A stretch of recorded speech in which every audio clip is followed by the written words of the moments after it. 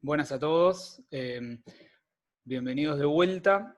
En los videos anteriores estábamos hablando de energía potencial eléctrica, de cómo se relacionaba con el trabajo y de potencial electrostático. Bueno, ahora vamos a hablar un poco de líneas equipotenciales. Ya estuvimos viendo cómo calcular entonces el potencial eléctrico en distintas configuraciones, por ejemplo, el potencial eléctrico que produce en todo el espacio una carga puntual, o un conjunto de cargas, cómo calcularlo también, y también vimos el potencial eléctrico que hay en una región donde hay un campo uniforme, por ejemplo, formado por un par de placas paralelas con cierta densidad de carga. Que eso habíamos hablado que es un buen modelo para el potencial, para el potencial en el interior de la membrana celular. Bien, ahora lo que vamos a hablar un poquito más es tomar esos ejemplos y profundizar en un aspecto que es cuáles son las líneas de puntos o los planos o los conjuntos de puntos que están al mismo potencial y cómo identificarlos. ¿Está? Para eso vamos a retomar el ejemplo, para empezar, del campo eléctrico uniforme que habíamos visto en el video anterior, en el que teníamos un campo uniforme que apunta hacia la derecha y teníamos un par de puntos, llamémosle 1, 2 y 3 puntos, 1, 2 y 3. 1 y 2, la línea que los une, asumamos que está paralela al campo eléctrico, y 2, 3 está perpendicular al campo eléctrico. ¿Okay? Habíamos visto que la diferencia potencial entre 1 y 2 es menos c por la distancia, un delta x, por la distancia que entre los dos puntos. ¿Sí? Bien, el cálculo que nos lleva a esto lo hicimos en el video anterior, así que vayan y chequéenlo, si no lo vieron. Pero esto ya nos está indicando un par de cosas. Por un lado, tenemos que la diferencia potencial entre 1 y 2 es menos el valor de E por delta X, quiere decir que es el potencial de 2 menos el potencial en 1 es negativo. ¿Sí? Y eso lo que indica entonces es que el campo eléctrico va de las regiones de mayor potencial a las de menor potencial. Eso es lo que indica el menos que está acá. Bien, ahora, la pregunta que yo les había dejado planteada en el ejemplo anterior, en el video anterior, cuando hicimos este cálculo, es ¿qué pasa con la diferencia de potencial entre 2 y 3? Que quizá los que, por lo menos algunos ya sé que lo hicieron, otros no, así que vamos a bicharlo. Una forma de tratar de averiguar la diferencia de potencial entre 2 y 3, que es la línea que une 2 y 3, como me estoy mirando, es una línea perpendicular al campo eléctrico. Una forma de calcular eso es pensar en, si nosotros tuviéramos una carga en 2 y la movemos a 3, ¿cuánta diferencia de energía potencial eléctrica hay? Y eso está relacionado con el trabajo que hace la fuerza eléctrica en esa trayectoria. Ya habíamos visto que la diferencia de energía potencial en una configuración y en otra donde movimos una carga es el opuesto al trabajo que hace la fuerza eléctrica cuando movimos esa carga. ¿Ok? Bien, ahora, entonces, una forma, podríamos decir que delta B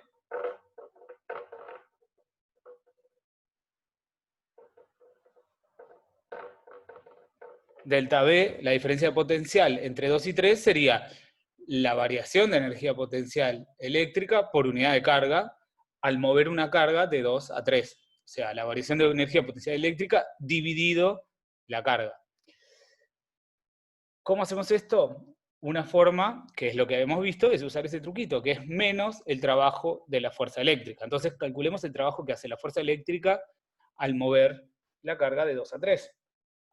La fuerza eléctrica en todos estos puntos es constante, vale lo mismo, porque estamos en un campo uniforme y al aparecer una carga, Q, tenemos una fuerza que sufre esa carga, que es Q por E, eso lo vimos la semana anterior, y si el campo no cambió y la carga no cambió, esa fuerza va a ser constante. Entonces, para fijar ideas nomás, supongamos que la carga es positiva. Entonces, cuando movemos la carga de acá a acá, siempre esa carga va a sufrir una fuerza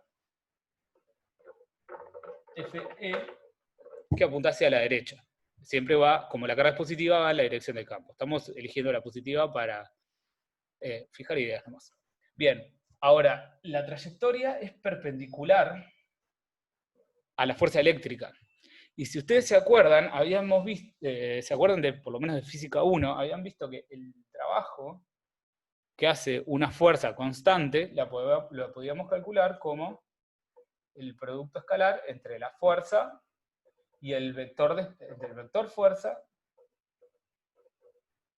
y el vector desplazamiento. Que si se acuerdan es el módulo de la fuerza por el módulo del desplazamiento por el coseno del ángulo que forman. Ahora, el ángulo que forman es un ángulo de 90 grados y por lo tanto ese coseno vale 0. ¿Qué quiere decir? Que al mover la carga de 2 a 3, la fuerza eléctrica no está haciendo ningún trabajo. Y tiene sentido, porque la fuerza justamente es perpendicular, el movimiento va para abajo y vos estás tratando la fuerza eléctrica está tratando de cinchar para el costado, lo cual no afecta para nada el movimiento de arriba a abajo. ¿Ok? Entonces, este trabajo vale 0, entonces la variación de energía potencial eléctrica cuando la carga está en 2 versus cuando la carga está en 3 va a valer 0, y por lo tanto la diferencia de energía potencial también vale 0. O sea, vamos a limpiar un poquito, capaz que desaparezco y aparezco. Lo que tenemos, en definitiva, es que entonces, si ponemos una carga y la transportamos de 2 a 3, la diferencia de energía potencial eléctrica va a ser 0, y por lo tanto la variación de energía potencial eléctrica por unidad de carga va a ser 0, porque va a ser 0 sobre Q, que nos da 0. Por lo tanto, la diferencia potencial entre 2 y 3 vale 0. Entonces, ¿cuánto trabajo nos llevaría mover la carga de 1 a 3? Bueno, para mover la carga de 1 a 3 podríamos moverla de 1 a 2 y luego de 2 a 3. Entonces, cuando movemos la carga de 1 a 2, ya sabemos que tenemos una cierta variación de energía potencial que va a ser el trabajo de la fuerza eléctrica, ¿no? Va a ser Q por E por delta X, con signo negativo. Pero cuando la movemos de 2 a 3, vale 0. Así que la variación, el trabajo que nos lleva a mover la carga de 1 a 3 es lo mismo que el trabajo que nos lleva a mover la carga de 1 a 2. Y eso es cierto siempre que estemos ante un campo uniforme. ¿Okay? Bien. En consecuencia, también pasa lo mismo con la diferencia potencial. ¿Qué tenemos? Que la diferencia potencial entre 1 y 3 es lo mismo que la diferencia potencial entre 1 y 2. Entonces, si yo estoy en un campo uniforme, la diferencia de potencial no está dado simplemente por delta V igual menos E por delta X, siendo delta X cualquier cosa, sino que delta X siempre tiene que ser la componente en la dirección del campo eléctrico del movimiento, de la distancia. No es la distancia entre 1 y 3, sino es la distancia entre 1 y 2, o sea, tendríamos que ver la componente horizontal de la distancia, en este caso porque el campo eléctrico es horizontal. ¿Está? Eso es sobre cómo calcular la diferencia potencial entre dos puntos cualquiera dentro de un campo eléctrico uniforme. Ahora, esto nos dice otra cosa. 2 y 3 están al mismo potencial, porque la diferencia potencial entre 2 y 3 vale 0. Y de hecho, todos los puntos, vamos a cambiar de color, todos los puntos que estén en la perpendicular están todos al mismo potencial. Así que todos estos puntos están al mismo potencial, todos estos están al mismo potencial, y así sucesivamente. Eso quiere decir que podemos trazar líneas equipotenciales, que las definimos como líneas de puntos, o si estamos considerando esto en el espacio serían planos equipotenciales, que son planos de puntos que están todos al mismo potencial. Eso quiere decir que mover cargas dentro de ese plano no lleva ningún trabajo contra la fuerza eléctrica, y que siempre son perpendiculares a las líneas de campo eléctrico, porque las líneas de campo eléctrico en este caso están acá.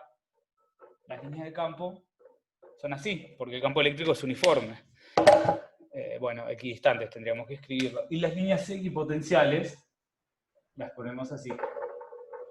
De hecho, bueno, en un campo uniforme, las líneas equipotenciales, el potencial que corresponde con esa línea o con ese plano es irrelevante, porque ya habíamos visto que lo que importa es la variación de potencial y no, o sea, el voltaje, que es la variación de potencial, y no la diferencia de potencial, y no el potencial puntual. Por ejemplo, yo pongo acá la de 0 voltios, y con esta ecuación puedo calcular a cuántos voltios corresponde esta, y a cuántos esta, y a cuántos esta, y lo mismo para el otro lado. Lo único que nos tenemos que acordar es que el campo siempre va de las líneas de mayor a menor potencial, por el signo negativo que está por acá. ¿Okay? Entonces, las líneas equipotenciales de un campo eléctrico uniforme son líneas perpendiculares al campo eléctrico. Si queremos verlo en el espacio, son planos perpendiculares al campo eléctrico. Bueno, veamos ahora cómo son las líneas equipotenciales si tenemos una carga puntual. Cuando teníamos una carga puntual, supongamos que es positiva para fijar ideas, si es negativa, lo único que cambia es el sentido o el signo del potencial, pero nada más. Entonces, si se acuerdan de lo que vimos la semana anterior, las líneas de campo eran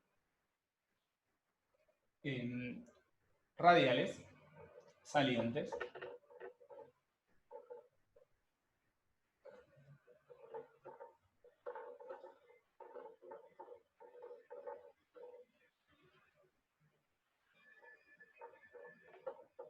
esto quería decir que el campo siempre apunta en la dirección, dado un punto cualquiera, el campo apunta, va de la línea del punto donde está la carga al punto donde queremos calcular el campo, y es saliente siempre porque estamos suponiendo que la carga es positiva, como en la definición de campo eléctrico. Y bueno, además vamos a ver que más cerca de la carga puntual las líneas están más concentradas y más lejos están menos concentradas, lo que implica que el campo eléctrico más lejos es menos intenso que más cerca de la carga Q. ¿Bien?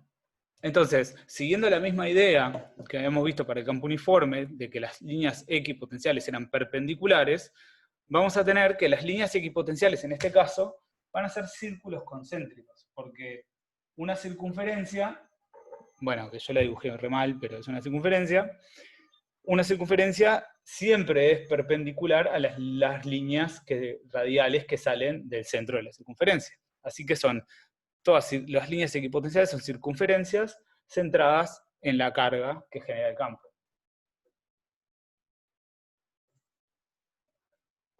Bueno, y así sucesivamente. ¿Ok? De hecho, esto lo podríamos haber comprobado, lo podríamos haber visto por lo menos, de cómo es el potencial electrostático que genera una carga puntual, cosa que vimos anteriormente. El potencial, voy a borrar acá, electrostático era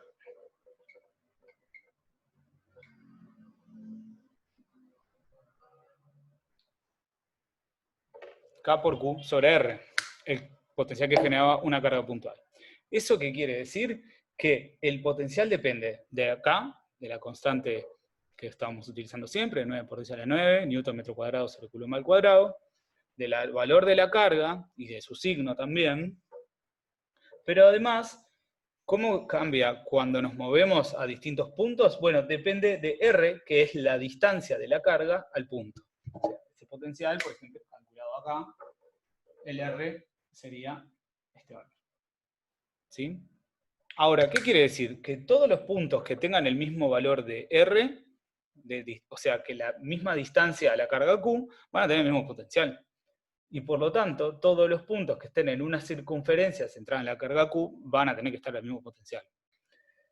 Entonces, esto de que eran círculos con circunferencias concéntricas y centradas en la carga Q, ya lo podíamos haber deducido de la propia ecuación de cómo es el potencial eléctrico.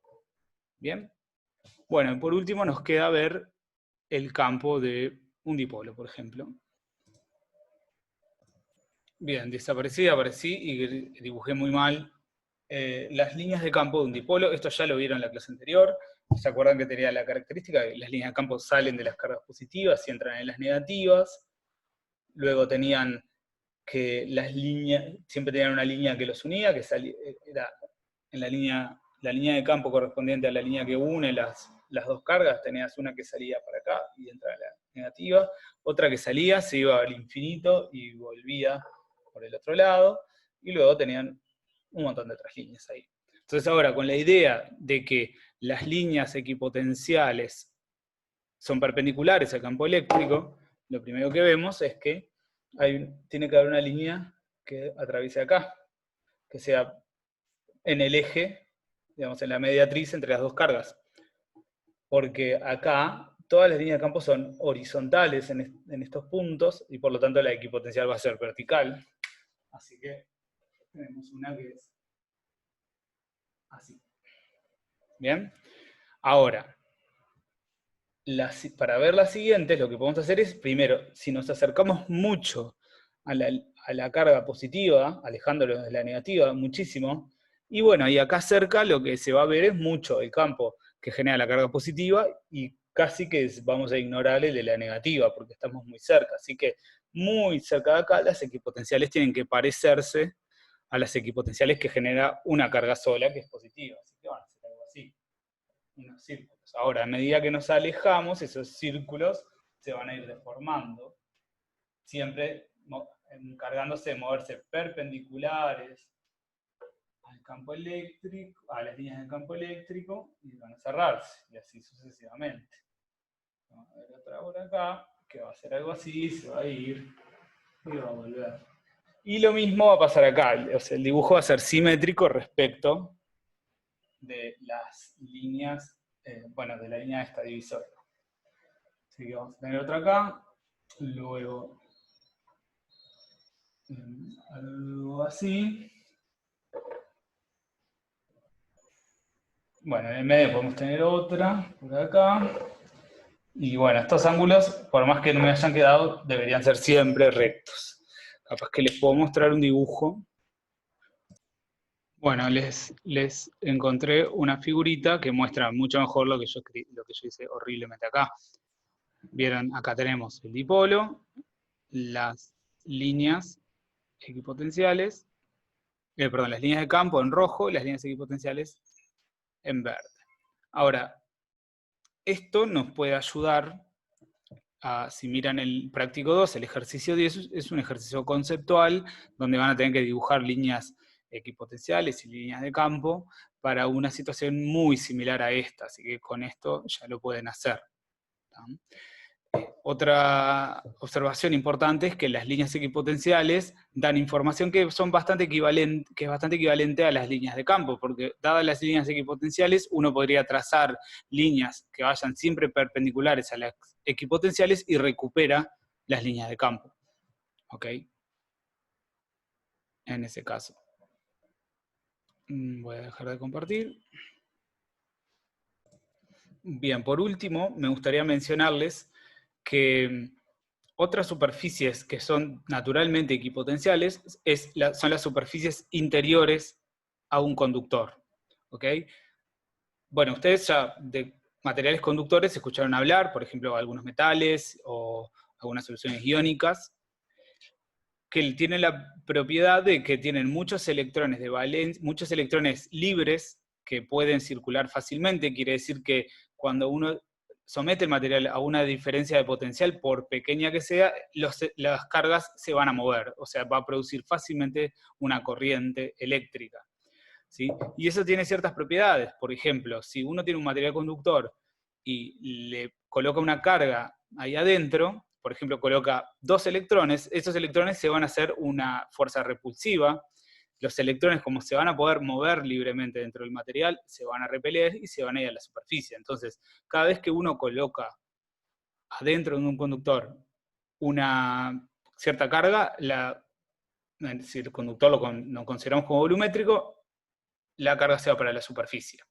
Eso tiene 2 consecuencias. Uno, que el campo eléctrico en el interior de un conductor va a ser nulo, siempre.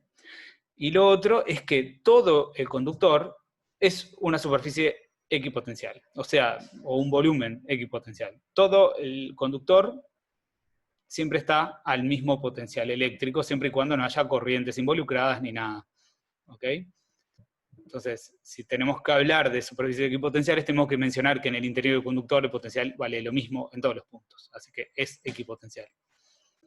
Bien, en el siguiente video vamos a retomar algo que comenzamos a ver cuando estuvimos viendo dos placas paralelas, que era la diferencia potencial en los extremos entre dos placas paralelas, y cómo eso se puede relacionar con un elemento constitutivo de ese sistema de placas paralelas, que se llama capacidad.